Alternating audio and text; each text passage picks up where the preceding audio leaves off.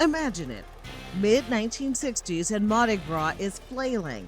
Hotel occupancy is less than 40% and no one is sticking around for Fat Tuesday. The crew numbers are scarce. But one novel idea would give Carnival the shot in the arm it needed. Really, it's the birth of Bacchus. And the Kerns were part of the scientific team that brought that idea to life. We all know Mardi Gras is an economic driver for the city of New Orleans, bringing in hundreds of thousands of visitors each year. But in 1968, it was dismal. In fact, we've got about 5,000 or 6,000 hotel rooms, and there's less than half occupancy of the hotel rooms. Hospitality, the city's bread and butter, was in trouble. The Brennan family, who was deep in the food and restaurant business, on Bourbon Street. The owner, Owen Brennan, likes to try the delicate sauces concocted by Chef Justine Callan of Toulouse, France.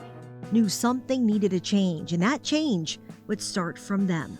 Specifically, Owen Brennan Jr., who everyone called Pip. Why does everyone call you Pip? Great expectations. This Pip had his own expectations for Mardi Gras. Dick Brennan and I got some hospitality people and some other professional people together and said, you know, if we don't do something about Mardi Gras, we're going to have a major problem from a visitor standpoint.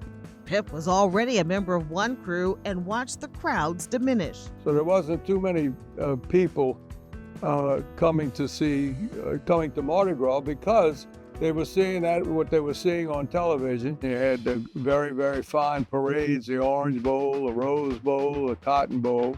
And myself and a few other hospitality people felt that the parades on the street, our parades, left a lot to be desired from a parading standpoint.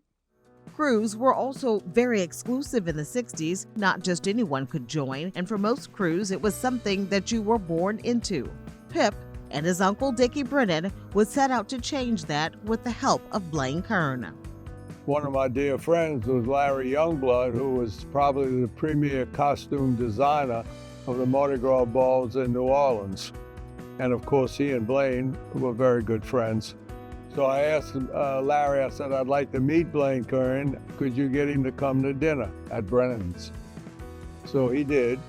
The Brennans explained their concept of Bacchus, a Sunday night parade that would keep revelers in the city until Lundi Gras and Mardi Gras, a spectacle that would include animated figures on large floats, open ridership to anyone, and a celebrity king. That will bring national and international publicity to the city of New Orleans. And they wanted Blaine to design it. So then he went home and told his wife, Jerry, he said, you know, I met Pip Brennan tonight and he's crazy. You can't believe what they want to do. Crazy, yet genius. They wanted heads and beds, and really it was to bring tourism and help tourism. And, you know, frankly, it was incredible what they want to do. And they basically told Blaine, you have an open checkbook to do whatever you want to do. We want to do something spectacular. Spectacular it would become, but not without its own set of roadblocks in the beginning.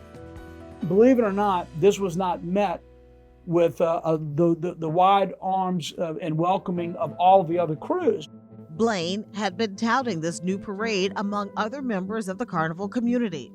And it was going to be something very different from what they had been doing. The floats were twice as big as the floats that were in any other parades. So the floats were twice as big. They were going to have animated characters, which Rex had, but they were going to be even bigger because they were on bigger floats. Pip said some of the older crew captains weren't pleased about this change and wanted a meeting with the Brennans and Blaine. Well, initially it was supposed to be just one of the captains. And then when I got there, there were 6 or 7 of them. They ambushed you. He sure did.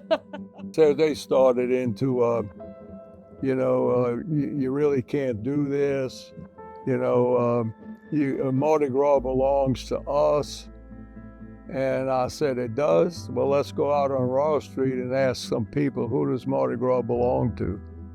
And of course, they were getting a little upset. They didn't quite like the idea of it. In fact, some of them were probably worried that this could ruin Carnival, it could hurt Carnival, the commercialization of Carnival. Upset and hoping to have the upper hand by holding a key resource hostage. Floats were at that time pulled by mules on the riverfront.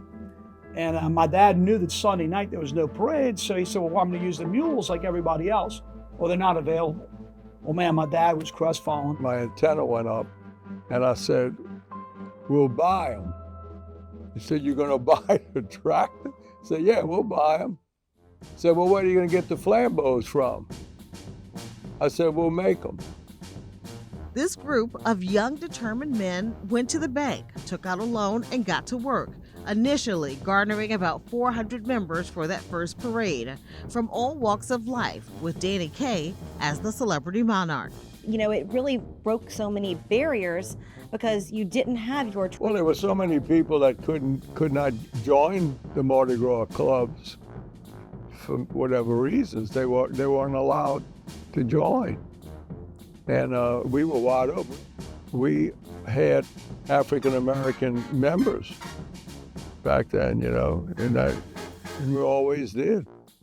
Within 5 years, Bacchus secured its footing as one of the city's premier crews. Because the crowds were unbelievable for Bacchus. We shut the city down.